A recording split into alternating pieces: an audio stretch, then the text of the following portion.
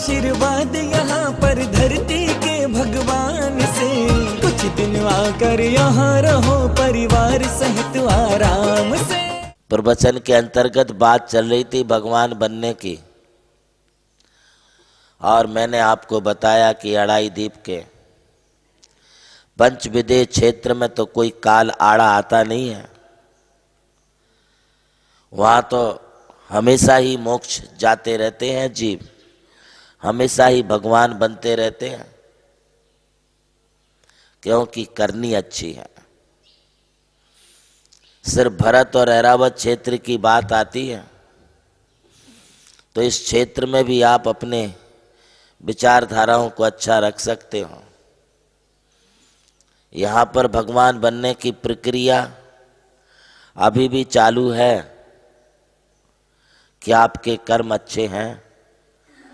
क्या आपके भाव और विचारधाराएं, आपकी मानसिकता अच्छी है?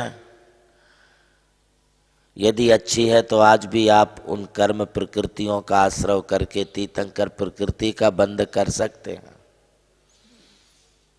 तीर्थंकर भगवान बनने के लिए कोई भगवान की भी आवश्यकता होती है। बिना भगवान बने कोई भगवान नहीं बनाया जाता। बिना साधु के कोई साधु नहीं बन सकता। बिना गुरु के कोई शिष्यत्व को स्वीकार नहीं कर सकता। तीर्थंकर बनने के लिए भी कोई भगवान चाहिए। केवली और श्रुत केवली का पाद मूल चाहिए, जिनेंद्र देव का पाद मूल चाहिए, साक्षात चाहिए। प्रतिमाओं के दर्शन करने से सम्यक दर्शन भले ही प्राप्त कर लोगे, किंतु जिन प्रतिमा के दर्शन करने से कोई तीर्थंकर प्रकृति का बंध नहीं कर सकता।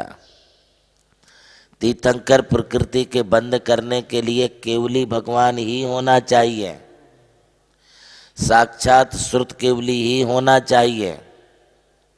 इसका मतलब ये मत समझ बैठना यदि जिनेंद्र भगवान के दर्शन करने से, उनके सानिध्य से, जिन प्रतिमा के दर्शन से यदि हम भगवान नहीं बन सकते तो क्या इनका दर्शन करना छोड़ दें? नहीं।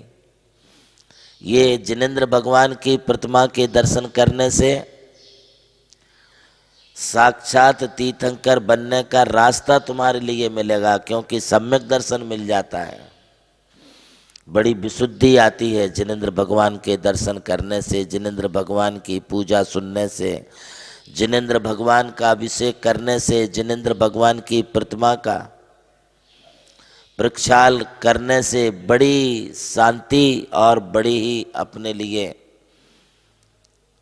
मोक्ष मार्ग की राह भी प्राप्त हो जाती है। जो कर्म तुम्हारे कठोर तपस्या से भी नहीं निकल पाते हैं, वे कर्म तुम्हारे सिर्फ जिनेंद्र भगवान की जिन प्रतिमा के दर्शन, भक्ति, अभिषेक करने से ही दूर होंगे। किंतु यदि तुम्हें साक्षात भगवान बनना है, तीर्थंकर प्रकृति का बंध करना है, तो वह तीर्थंकर प्रकृति का बंध केवली, श्रुत केवली भगवान के पास ही तुम्हारे लिए बंद होगा। साक्षात होना, वो साक्षात जीवंत आत्माएं हैं।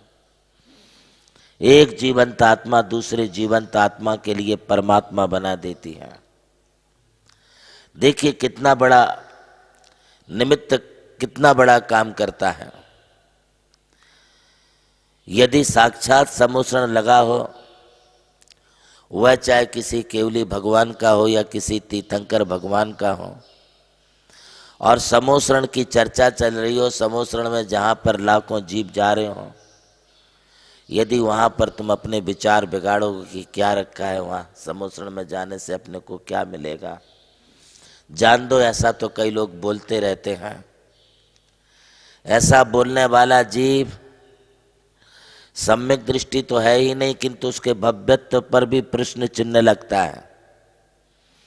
यदि कहीं पर कोई पंच कल्याणक पूजाएं हो रही हो, प्रतिष्ठा महोत्सव हो रहे हो, समोसरण आदि का या बेहंगम दृश्य देखने को जहाँ कहीं मिलता हो, जहाँ पर सैकड़ों मुनि आरिका आचार्यों के सानिध्य का समागम प्राप्त होता हो, और वहाँ पर कोई कहे कि अपना द्रव्य वहाँ लगाने से क्या मिलेगा हमें, वहाँ जाने से क्या मिलेगा हमें, इससे बढ़कर के और कोई दूसरा मिथ्यात और दूसरा पाप नहीं हो सकता है।